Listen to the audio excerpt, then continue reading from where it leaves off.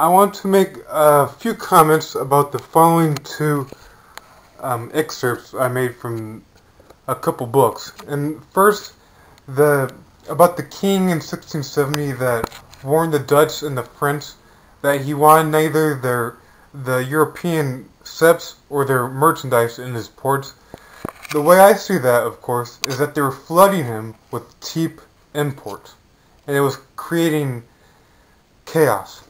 Just like the first video of the series that I have so far, and the first one we saw on the Gold Coast, how they were flooding them with gold. So I think they were undermining the gold currency, and it was creating problems and civil wars, and then the rise of Asante.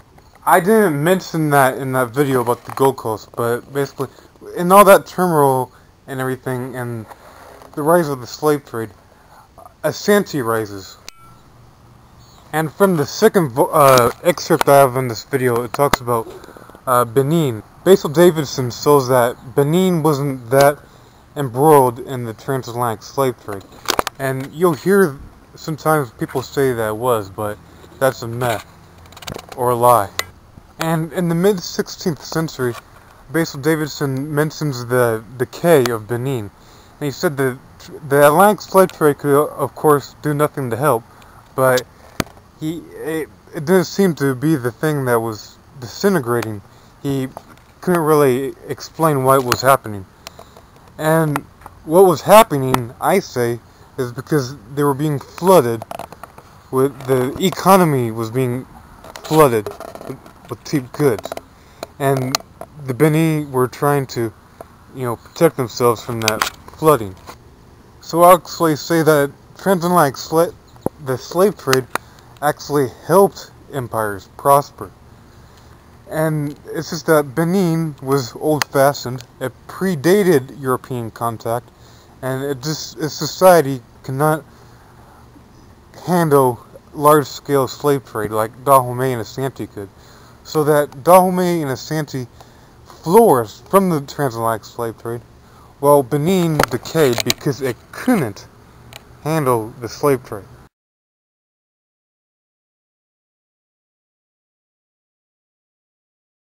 The damaging effects of the slave trade were seen in the paralysis of courtly politics. Until 1670, King Tefizin of Alida opposed the unrestricted European trade in slaves. He had warned both the Dutch and the French that he wanted neither their ships nor their merchandise at his ports. At the same time, however, he faced opposition from sections of his court, and rebellion smoldered in his provinces. Jakin, a major port, had already broken away, hoping to monopolize trade with the Europeans. No sooner had it been brought back into the fold than Ouidah asserted its independence.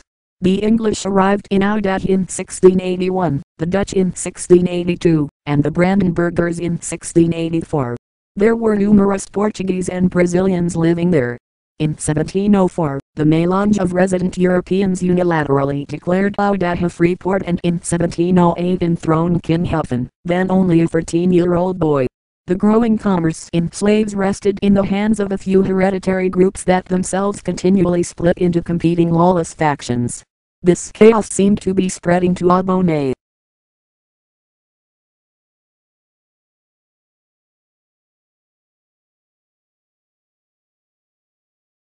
The Dutch accounts showed that these wars were generally to Benin's advantage up to the middle of the 17th century. But after that a steep decline set in. Earlier wars of conquest were now giving way to wars for slaves, and the fabric of Benin society seems also to have suffered from this. In 1700 the well-informed Dutch agent at Elmina, William Bosman, was writing home to Holland that Benin no longer deserved the name of city. Formerly this village was very thick and close-built, he told his employers in Amsterdam, but now the houses stand like poor men's corn, widely distant from each other. By this time, Fage adds in a modern comment, the continual warfare was destroying the prosperity and even the structure of the state. Large areas of the country had become depopulated and uncultivated. The armies returned with fewer and fewer slaves and sometimes destroyed each other in conflicts for what little booty there was to be found.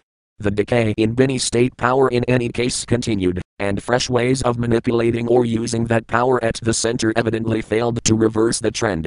The Atlantic trade could do nothing to help, but it seems that it did less to harm them in some other regions. War captives were sold to the maritime traders who continued to visit the Benin River, and possibly others were obtained by purchase from neighbors. But there is no evidence, Ryder tells us, that Benin ever organized a great slave trading network similar to that which supplied the eastern delta of the Niger River, or indeed that Benin ever engaged in systematic raiding for captives. Ryder quotes an evidently characteristic case for 1798, when English ships bid for a total of nearly 20,000 captives in the eastern delta as against a mere 1,000 in the Benin River. Benin either could not or would not become a slave trading state on the grand scale. If Benin continued to decay, it was from failure to carry through those modernizing adjustments which could have released new energies. Instead, a local priesthood acquired the power of something like a theocratic tyranny, and, with this, progress turned back upon itself.